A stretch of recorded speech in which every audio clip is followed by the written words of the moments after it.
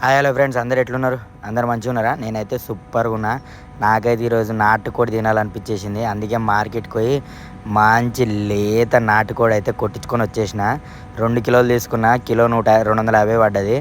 2 కిలోలకి 500. దాంతోపాటు మనకు కోడిలా గుడ్ల సోనా చూసిరుగా ఎన్ని ఉన్నాయి గుడ్లు. సూపర్ అనిపించింది నాకు. ఇక తీసుకొని ఇంటికి వచ్చి మా భార్య చేతిలో పెట్టేసిన.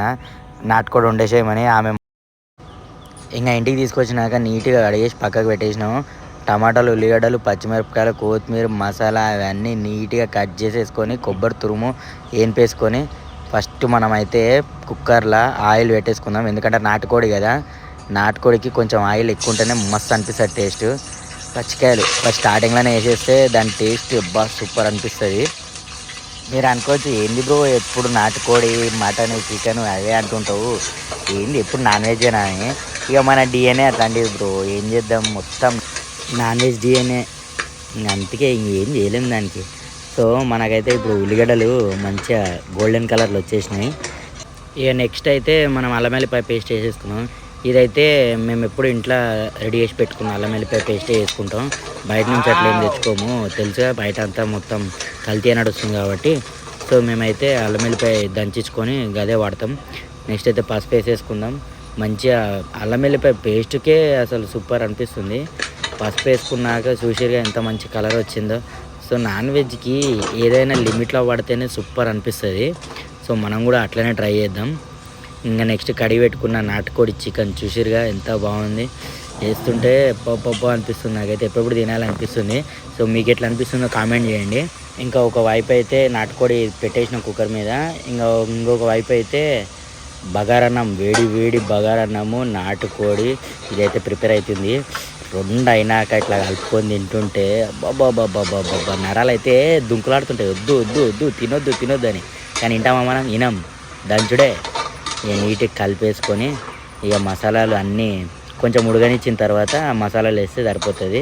నెక్స్ట్ అయితే మనము మిక్సీలో టమాటా పేస్ట్ పట్టేసుకుందాము. టమాటాలు వేస్తే బాగున్నాయని టమాటా పేస్ట్ యూజ్ చేస్తాము. మంచిగా అనిపిస్తుంది.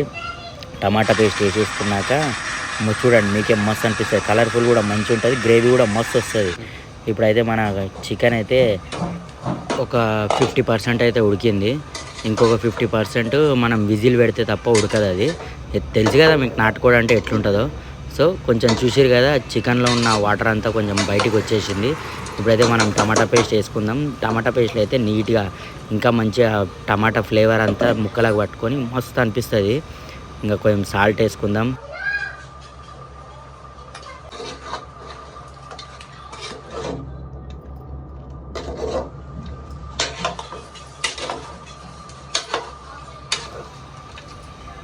ఇంకా ఆల్మోస్ట్ కలిపి పెట్టేసినాక ఒక 10-15 మినిట్స్ ఉడికిన తర్వాత కారం అయితే వేసేసుకుందాం. కారము 2 స్పూన్లు వేస్తున్నాం.